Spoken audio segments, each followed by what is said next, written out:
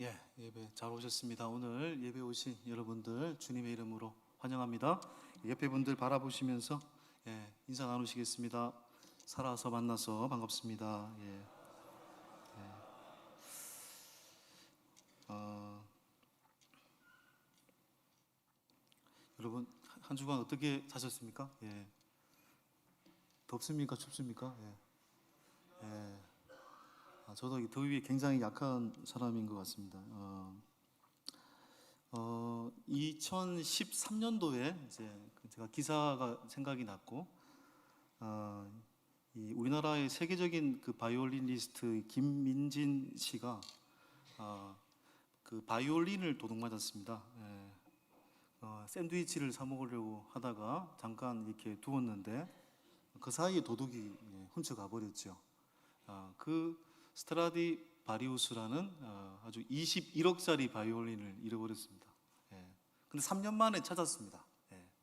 여러분, 이게 스트라디바리우스는 이탈리아의 장인 이 안토니오 스트라디바리라는 사람이 만든 악기이기 때문에 전 세계에 뭐 450개 정도밖에 없으니까 1년 번호가 있겠죠.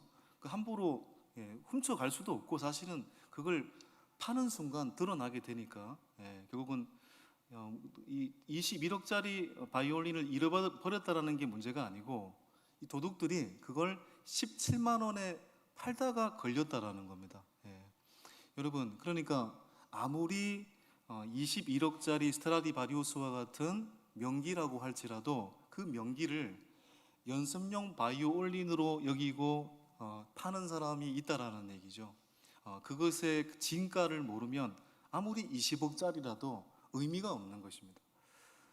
성경에 보면은 이제 창세기에 어처구니 없는 이제 그런 일이 하나 있습니다. 어느 날 이 에서가 너무 배가 고프니까 동생 야곱이 호시탐탐 형 에서의 장자의 명분을 노리고 있었는데, 어느 순간 형이 너무너무 배고파하는 나머지 팥죽 한 그릇을 쓰고 있다가 그때를 포착해서 결국은 팥죽 한 그릇으로 형 에서의 장자의 명분을 빼앗아 버리죠. 그러니까 야곱이, 제가 2년 전에도 말씀을 나눌 때 이야기를 했는데, 이 야곱만큼 얍삽한 사람이 있나 싶어요. 어떻게 팥죽 한 그릇으로 장자의 명분을 가로챌 수 있겠습니까? 그런데 저는 야곱보다 형 에서가 더 문제인 것 같아요. 형 에서가 아무리 배고프다고 할지라도 장자의 명분이라는 특별한 특권을 갖고 있음에도 불구하고, 그 장자의 명분이라는 훗날의 메시아가 오게 되는 엄청난 족보와 연결되어 있는 그 특권을 팥죽 한 그릇으로 팔았다라는 게 문제인 거죠. 성경은 이 에서의 행동을 망령된 자라고 표현하고 있고, 이 망령된 자라는 이 성경 이 단어는 히브리어로 해석을 하면 베벨루스라는 단어인데, 이 뜻을 다시 의역을 하면 믿음에서 떠난 자라는 뜻으로 해석할 수 있습니다. 그는 팥죽 한 그릇으로 믿음에서 떠나버렸습니다. 근데 그 반대의 사람이 있죠. 보이는 것을 쫓지 않고 보이지 않는 것을 쫓음으로 인해서 영원한 믿음의 조상이 된 사람이 있죠. 바로 아브라함입니다. 아브라함은 살아있을 때는 믿음의 조상이라고 불린 적이 한 번도 없어요.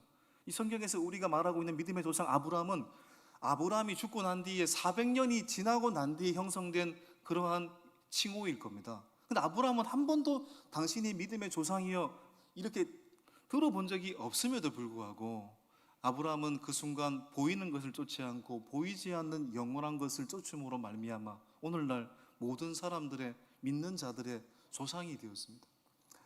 여러분, 오늘 이 본문 창세기 11장으로부터 시작해서 우리가 몇 주 동안 아브라함에 대해서 보려고 합니다. 다 아는 이야기인 것처럼 보이지만 이 아브라함의 인물을, 이 시기를 하나하나 분석을 하고 이해하고 깨달아 가면서 아브라함이 추구했던 믿음이 어떤 믿음인지를 우리가 다시 한번 깨닫는 시간들 되었으면 좋겠다는 생각이 듭니다. 여러분, 창세기의 역사는 믿음의 역사죠. 우리가 창세기를 처음 보는 순간에 하나님이 에덴 동산을 만드시고, 에덴 동산 안에 인간을 만들고 난 다음에 하나님께서 뭐라고 했습니까? 심히 보시기에 좋았더라. 너무너무 좋았어요. 그런데 어느 날 아담과 하와가 하나님의 명령을 어김으로써, 불순종함으로써 아담과 하와가 그 에덴 동산에서 쫓겨나게 되죠. 실낙원됩니다. 하나님이 인간을 그러나 포기한 게 아닙니다. 아담과 하와의 또 다른 소생인 셋을 통해서 인류의 구원의 역사를 만들어 가시지 않습니까? 그래서 아담, 셋, 에노스, 게난, 마할라렐, 야렛, 에녹, 무드셀라, 라멕, 노아까지. 근데 10대 손쯤 되었을 때 노아 시절에 또 다시 인류가 죄악으로 번성했습니다. 죄악이 극에 달하니까 결국 하나님께서 어느 날 노아 가족 외에는 홍수로 심판하기로 작정하셨습니다. 결국은 노아 가족 8명 외에는 홍수로 심판을 받지요. 인류가 멸절된 것처럼 보이지만 하나님은 노아의 아들이었던 셈, 함, 야벳을 통해서 다시 인류의 역사를 써내려 가시죠. 그런데 또 어떻게 됐습니까? 세월이 흐르고 창세기 10장쯤 되면은 인류는 다시 하늘을 향하여 무엇을 쌓습니까? 바벨탑을 쌓고, 바벨탑을 쌓은 인간을 다시 언어를 흩으시는 심판을 허락하시죠. 하나님이 다시 인간을 포기한 것처럼 보이지만 다시 창세기 11장 31절 이하를 보면은 셈의 후손을 통해서 다시 인류의 구원의 역사를 세워나가십니다. 이 셈의 후손, 이 셈의 족보를 일명 생명의 족보라고 부릅니다. 창세기 5장에 등장하는 아담부터 노아까지, 노아 때 홍수 심판을 받았잖아요. 그 아담의 족보는 죽음의 족보라고 부릅니다. 왜냐하면 5장에서 아담부터 노아까지 자세히 보시면 몇 세를 살고 죽었더라 이 말이 계속 반복적으로 나옵니다. 죽음의 족보입니다. 근데 셈의 족보, 창세기 11장 31절 이하에 등장하는 셈의 족보는 생명의 족보입니다. 나았더라 이 말이 반복되고 있어요. 바로 이 생명의 족보의 한 끝에 바로 하나님은 한 사람을 세우시죠. 바로 그 사람의 이름은 아브라함의 아버지인 데라였습니다. 자, 우리는 선민의 역사를 보통 아브라함부터 시작한다라고 생각합니다. 그러나 성경은 그렇게 말하지 않습니다. 우리가 보통 창세기를 12장부터 읽는 버릇이 있는데 창세기 11장 후반부부터 읽어보면 선민의 역사는 아브라함부터가 아니라 아브라함의 아버지 데라로부터 시작되었다는 것을 알게 됩니다. 자, 보십시오. 창세기 11장 27절로부터 한번 읽어보겠습니다. 30절까지 스크린을 참조하겠습니다. 데라는 아브람과 나홀과 하란을 낳고, 띄워주시겠습니까? 하란은 롯을 낳았으며 하란은 그 아비 데라보다 먼저 고향 갈대아인의 우르에서 죽었더라. 29절 아브람과 나홀이 장가 들었으니 아브람의 아내의 이름은 사레며 나홀의 아내의 이름은 밀가니 하란의 딸이요 하란은 밀가의 아버지이며 또 이스가의 아버지더라. 사레는 임신하지 못함으로 자식이 없었더라. 스크린이 아예 안 나오는 겁니까 지금? 자막이 전혀 안 나옵니까? 자, 좋습니다. 참고해서 말씀 전하겠습니다. 자, 이 무슨 얘기입니까, 여러분? 27절에 보시면 데라의 아들이 누가 나옵니까? 예, 아브람과 나홀과 하란. 예, 아들이 3명이 있습니다. 그런데 하란이 갈대아 우르에서 먼저 죽습니다. 예, 먼저 가슴에 묻어버리죠, 데라가. 예, 남은 아들이 아브람과 나홀이죠. 예. 결국은 아브람은 나홀과 아브람은 결혼을 합니다. 아브람의 아내는 사레고 나홀의 아내는 밀가죠. 그런데도 문제가 또 있습니다. 예. 아브람의 아내였던 사레는 30절에 보시면 자식을 낳지 못합니다. 이건 고대 사회에서 굉장한 아픔이죠. 그러니까 데라는 아픔이 있는 사람이에요. 자식을 먼저 떠나보냈죠. 그리고 그 며느리가 자식을 낳지 못하죠. 여러분, 이 갈대아 우르에서 살았던 데라가 이런 상황에서 어느 날 31절을 보시면은요, 31절 상반절에 보시면 어느 날 둘째 아들 내외 나홀과 밀가는 갈대아 우르에 살게 하고 아브라함은 어떻게 합니까? 아브라함과 조카 하란의 아들이죠. 조카 롯을 데리고 데라가 어디로 간다고 되어 있습니까? 가나안 땅으로 가고자 하더니라고 되어 있습니다. 자, 31절 한번 읽어볼까요? 성경 가지고 계신 분들 시작. 데라가 그 아들 아브람과 하란의 아들인 그의 손자 롯과 그의 며느리 아브라함의 아내 사레를 데리고 갈대아인의 우르를 떠나 가나안 땅으로 가고자 하더니. 여러분, 데라가 아브람과 사레와 조카 롯을 데리고 어디로 갔다고 되어 있습니까? 갈대아 우르를 떠나서 어디로 간다고요? 가나안 땅으로. 그러니까 가나안 땅으로 부름받은 첫 번째 사람은 아브람이 아니고 누구라는 얘기입니까? 데라라는 겁니다. 데라가 가나안 땅으로 가라는 부름을 받았다라는 걸 지금 성경은 암시하고 있는 것입니다. 여러분, 보통 이민을 갈 때는 좀 척박한 곳에서 번화한 곳으로 가는 게 인간적인 본능입니다. 근데 지금 갈대아 우르는 데라, 아브람 이 집에서 번영을 이루었던 곳입니다. 여기서 평생 살아도 됩니다. 그런데 왜 번영을 이루었던 갈대아 우르를 떠나서 척박한 땅으로, 전혀 알 수도 없는 땅으로 가려고 하는 것일까? 이건 분명한 특별한 부르심이 있었다라는 것을 성경은 암시하고 있는 것이겠죠. 근데 데라는 하나님의 부르심을 따라서 번영 익숙했던 갈대아 우르를 떠나서 가족을 데리고 가나안으로 갑니다. 가나안으로 갔어야 돼요. 근데 가나안으로 바로 가지 않고 중간에 어디에서 거류했다고 되어 있습니까? 31절 하반절에 보시면, 자, 31절을 전체 읽어보겠습니다. 31절 전체를 시작. 데라가 하란의 아들인 그의 손자 롯과 그의 며느리 아브라함의 아내 사레를 데리고 갈대아인의 우르를 떠나 가나안 땅으로 가고자 하더니 하란에 이르러 거기 거류하였습니다. 데라가 가나안 땅으로 가고자 하는데 어디에 거류했다고 되어 있습니까? 하란. 가나안 땅으로 갔어야 되는데 중간에 어디에 멈추었습니까? 하란. 굉장한 오랜 시간을 이 하란에 멈추는 것으로 보여집니다. 여러분, 왜 데라가 가나안으로 바로 가지 않고 하란에서 멈추었을까요? 이 스크린 나와야 되는데 성경이 분명히 이야기하고 있습니다. 여호수아 24장 2절을 보겠습니다. 한번 찾아보겠습니다. 왜 데라가 하란에 멈췄는지 이유가 나와 있습니다. 여호수아 24장 2절, 박명재 목사님한테 연락을 한번 해주시면 되겠습니다. 여호수아 24장 2절, 자, 한번 읽어볼까요? 시작. 여호수아가 모든 백성에게 이르되 이스라엘의 하나님 여호와께서 이같이 말씀하시기를 옛적에 너희 조상들 곧 아브람의 아버지 나홀의 아버지 데라가 강 저쪽에 거주하여 다른 신들을 섬겼어요. 자, 여기 보면 데라가 뭐라고 되어 있습니까? 강 저쪽이라고 되어 있잖아요. 이게 어디입니까? 하란입니다. 하란에 왜 하란에 거주한 겁니까?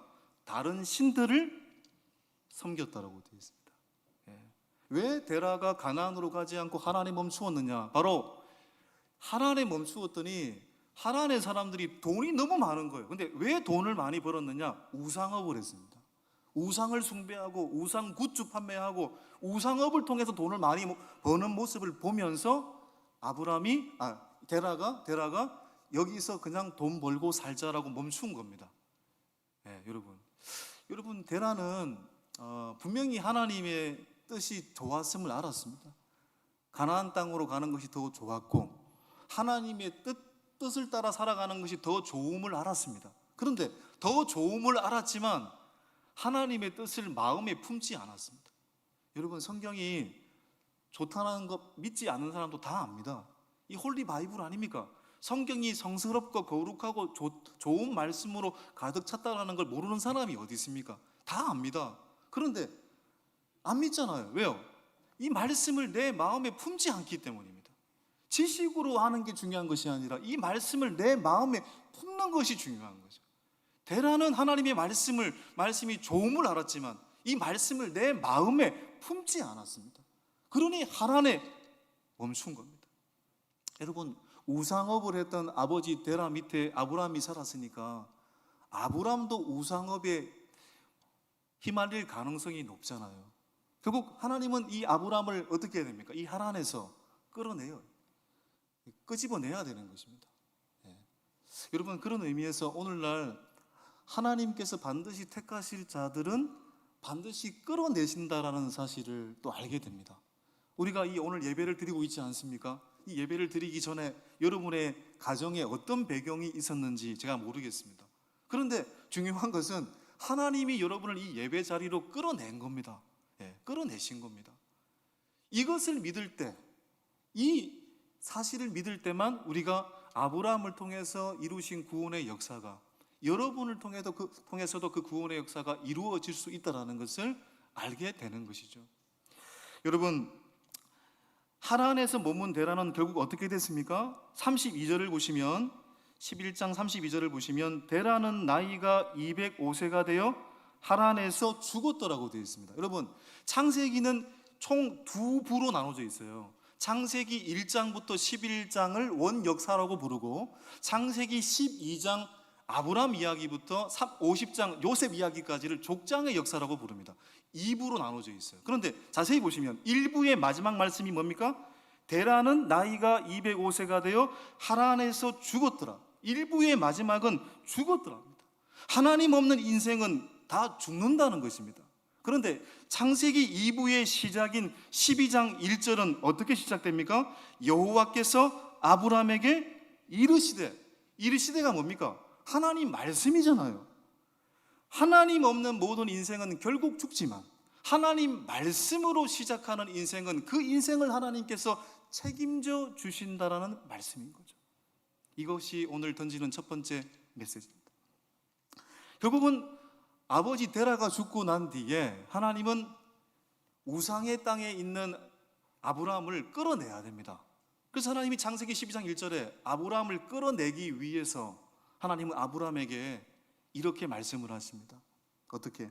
자, 12장 1절 시작. 여호와께서 아브라함에게 이르시되 너는 너의 고향과 친척과 아버지의 집을 떠나 내가 내게 보여줄 땅으로 가라.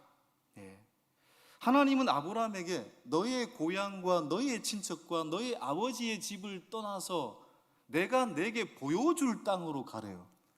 내가 내게 보여줄 땅은 아브라함이 알 수 없는 땅입니다. 매 정확하게 어디로 가라고 지도를 보여주고 있지 않습니다. 지금 내가 내게 보여줄 땅으로 가라는 것은 하나님만 바라보고 가라는 말입니다. 하나님만 보고 가라. 여러분, 이 수구 초심이란 말이 있잖아. 여우도 죽을 때가 되면 머리를 고향을 향해서 든다고 하고요. 그 다음에 모천획이란 말도 있습니다. 연어나 송어, 물고기 등도 여러분 뭡니까? 알을 낳을 때는 다시 고향으로 가가지고 그 알을 낳지 않습니까? 이게 인간의 본능이고 동물의 본능입니다. 아브라함의 나이 75세고 안정을 추구해야 될 그 시기고 고향에서 편하게 살아야 될 그 시기에 고향과 친척과 아버지의 집을 떠나 내가 내게 보여줄 땅으로 가라. 하나님만 바라보고 가라. 너무너무 초상적이잖아요. 그런데 성경은 말하고 있습니다. 네가 하나님만 바라보고 나아가면 12장 2절 3절 그 앞에 보면 종속사 그러면이란 말로 붙이면 더 쉽겠죠. 그러면 7가지 약속을 주신대요. 내가 너로 큰 민족을 이루게 하겠다. 두 번째, 내게 복을 주겠다. 세 번째, 내 이름을 장대하게 하겠다. 네 번째, 너는 복이 될 것이다. 3절에 너를 축복하는 자에게 내가 복을 내리고, 여섯 번째, 너를 저주하는 자에게 내가 저주하겠고, 일곱 번째, 땅의 모든 족속이 너로 말미암아 복을 얻을 것이다. 네가 하나님 말씀만 따라가면, 하나님만 바라보면 7가지 약속을 주겠다. 이 말은 무슨 말입니까? 너의 인생을 내가 책임져 주겠다라는 말씀인 거죠. 결국 아브라함은 4절에 보시면 하나님의 말씀을 따랐고 조카 롯도 데리고 하나님 말씀을 따라 한 걸음 한 걸음 나아갔습니다. 어디로? 가나안 땅으로. 자, 보십시오. 4절에 시작. 이에 아브라함이 여호와의 말씀을 따라갔고 롯도 그와 함께 갔으며 아브라함이 하란을 떠날 때에 75세였더라. 여러분, 말씀을 따라갔다라고 되어 있는데요, 말씀을 따라갔다라는 건 이 엄청난 의미가 내포되어 있는 거예요. 번민도 있고 갈등도 있고 도대체 이해가 되지 않는데, 이해가 되지 않지만 내 생각과 내 환경을 내려놓고 하나님을 따라가겠다는 겁니다. 다시 말해 하나님 말씀에 내 인생을 던지겠다는 것입니다. 하나님 말씀에 내 인생을 던지겠다는 거예요. 여러분, 믿음의 전당인 히브리서 11장에 보면은 믿음의 사람에 대해서 나열이 되어 있잖아요. 아브라함에 대해서는 어떻게, 아브라함의 믿음은 어떻게 평가하고 있을까요? 히브리서 11장 8절에 보면은 시작, 믿음으로 아브라함은 부르심을 받았을 때에 순종하여 장래의 유업으로 받을 땅에 나아갈새 갈 바를 알지 못하고 나아갔습니다. 저는 이 구절을 굉장히 좋아합니다. 왜냐하면 아브라함이 보여서 간 게 아니거든요. 8절에 보시면 갈 바를 알지 못하고 나아갔대요. 그래서 제가 여러 번 제가 설명을 했듯이 새 가족이 오시면 맨 먼저 드리는 선물 중에 하나가 오스왈드 챔버스의 주님은 나의 최고봉이라는 묵상집을 드립니다.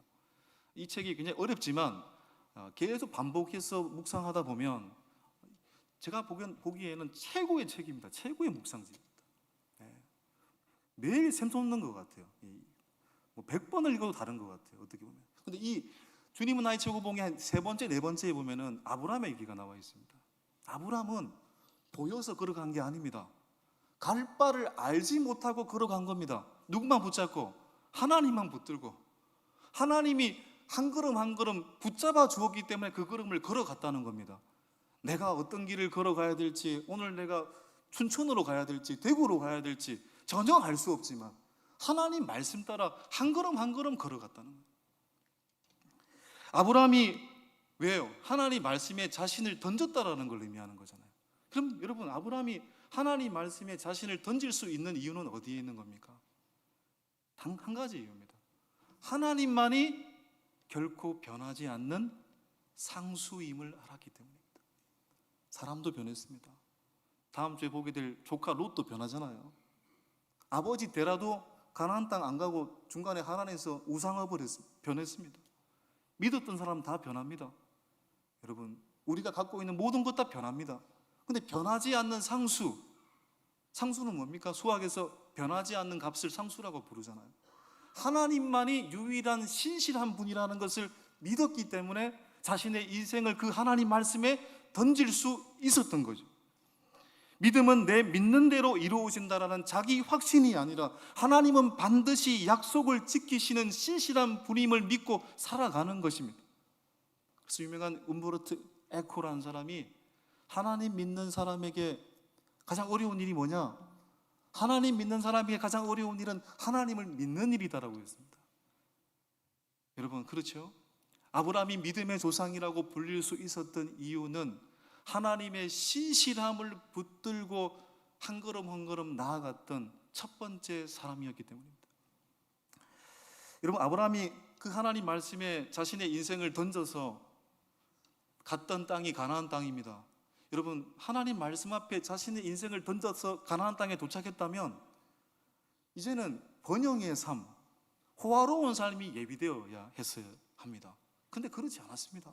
그가 가나안 땅에 도착했을 때 맨 먼저 나타나고 있는 지명의 이름은 6절에 보시면 세겜 땅 모래 상수리 나무라고 되어 있습니다.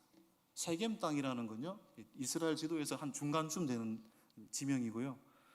이 모래 상수리 나무라는 말은 비옥한 땅이었다는 얘기입니다. 아, 듣던 대로 가나안 땅은 비옥한 땅이구나. 여기서 안착하면 되겠구나. 그런데 성경을 보세요. 6절, 자, 스크린 한번 보실까요? 아브라함이 세겜 땅 모래 상수리 나무에 이르니 그때에 가나안 사람이 그 땅에 거주하였다. 비옥한 세겜 땅에 정착하지 못한 이유가 나와 있죠. 누가 그 땅에 거주하고 있었습니까? 가나안 원주민들이 그 땅을 차지하고 있었잖아요. 배척했다라는 말입니다. 아브라함 마음이 너무너무 불안합니다. 하나님 땅인데 왔는데 여전히 가나안 원주민들이 배척을 하니까 불안한 마음 속에 있었을 때에 7절에 보시면 하나님이 아브라함아, 이 땅은 너의 자손에게 줄 땅이다. 믿어라. 결국 하나님이 약속하셨고 7절에 보시면 아브라함이 그 땅에서 뭘 드렸습니까? 하나님께 예배를 드렸죠. 그런데 여기서 또 가나안 원주민들의 배척 때문에 어쩔 수 없이 7절에 보시면 8절에 보시면 남방으로 내려갑니다. 베델 동쪽 산 남쪽으로 내려갔다는 얘기거든요. 산악지대입니다. 그런데 여기에서도 뭡니까? 정착하지 못합니다. 왜요? 가나안 원주민들의 배척이 있었기 때문입니다. 네. 그래서 그것도 9절에 어디까지 내려갑니까? 예. 남방까지 내려간다고. 남방은 이스라엘 지도의 맨 끝입니다. 네게부라는 평야 지역입니다. 예. 평지, 산악지대, 평야 어디에도 정착하지 못했어요. 왜요? 이주민들, 원주민들의 배척 때문에. 그리고 이 남방에서 심지어는 기근이 일어나게 되자 어쩔 수 없이 이스라엘 땅을 벗어나게 되죠. 어디에 가게 됩니까? 10절, 19절에 보면 어쩔 수 없이 애굽으로 가나안 땅을 떠나서 가게 됩니다. 여기서 아브라함이 좀 어리석은 짓을 하게 됩니다. 살기 위해서 자기 아내를 누이라고 속이는 엄청난 잘못을 범하죠. 전 그걸 말하려고 하는 게 아니고요. 여러분 보십시오. 하나님 말씀 따라 걸어갔는데 옮겼습니다. 왜요? 원주민들의 배척 때문에, 원주민들의 냉대 때문에. 제가 무엇을 말씀을 드리려고 하는 겁니까? 하나님의 신실함을 믿고 안전지대를 떠나는 일은 한순간의 결단이면 됩니다. 하지만 떠난 뒤로 겪는 일상은 낭만이 아니라 현실입니다. 구원받는 것은 한순간의 결단으로 이루어지지만 구원받는 자의 삶은 현실입니다. 결혼은 굉장히 낭만적이지만 결혼 생활은 쉽지 않습니다. 그러니까 하나님의 신실함을 믿지 못하면 현실 가운데서 우리는 믿음을 잃어버릴 수 있습니다. 유명한 시대의 최고의 희극인이었던 찰리 채플린이 뭐라고 했습니까?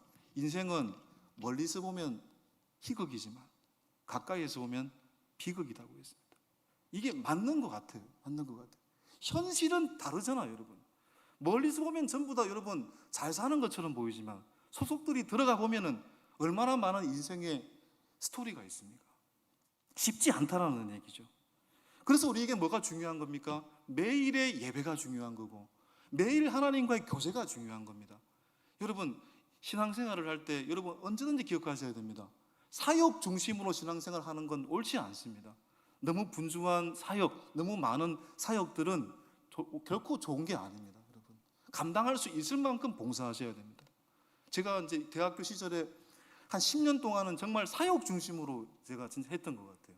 방학이 된 8주 되면 7주 동안 밖에 나가 있습니다. 한 주는 뭐 CCC 수련회, 한 주는 성교 한국 떠났다가, 한 주는 단기 성교 갔다가, 한 주는 성경학교 갔다가 8주 중에 7주 동안 밖에 나가 있으니까 오랜만에 고향에 온 저를 보고 아버지가 집 나가라고 하더라고요. 그러려면 뭘 나왔냐고 하더라고요. 근데 그 분주한 사역 속에서 하나님이 보이지 않았어요. 하나님이 아니고 그냥 내 경력, 내 봉사만 하고 있더라고요. 언제든지 하나님과의 친밀한 교제, 이걸 붙들지 않으면 무너지게 되는 겁니다. 그러니까 여러분 하나님의 신실하심을 믿고 아브라함이 살았기 때문에 보십시오. 현실이 점점 악화되고 이주민의 냉대 속에서도 하나님을 늘 신뢰하잖아요. 가는 곳마다 뭘 드렸습니까? 예배를 드렸잖아요. 제단을 쌓았잖아요. 이게 중요한 겁니다, 여러분. 쫓겨나도 그곳에서 예배를 드리고 하나님을 찾고. 아브라함이 어떻게 그럴 수 있었던 것이죠? 아브라함에게 상수는 바로 신실하신 하나님이었기 때문입니다.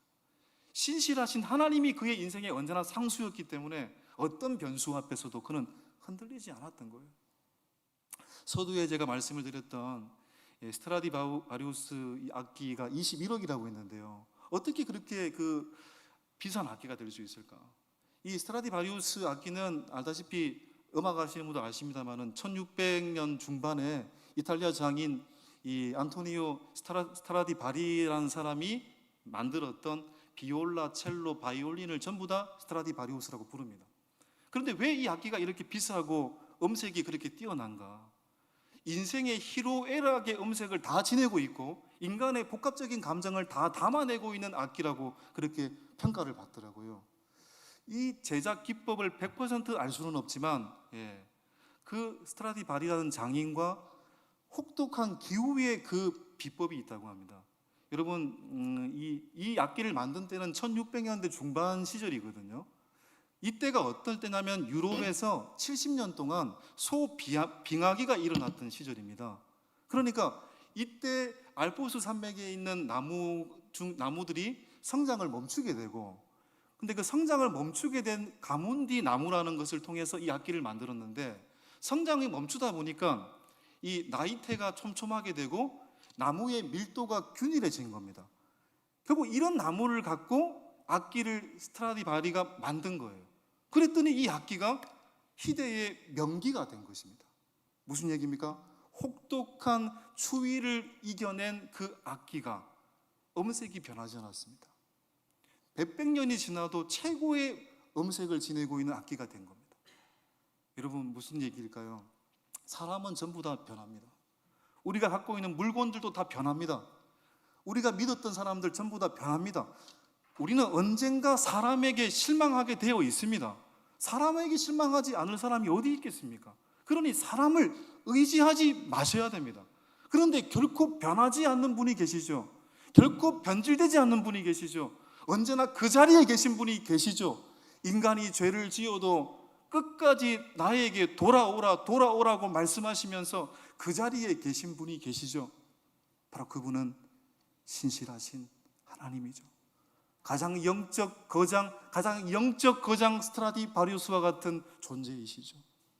바로 그 하나님을 아브라함이 믿었기 때문에 오늘날 그는 믿음의 조상으로 불린 겁니다. 아니, 아브라함이 연약한 순간에 있었지만 그 연약한 아브라함을 신실하신 하나님이 붙드셨기에 아브라함의 인생이 복될 수 있었던 것입니다.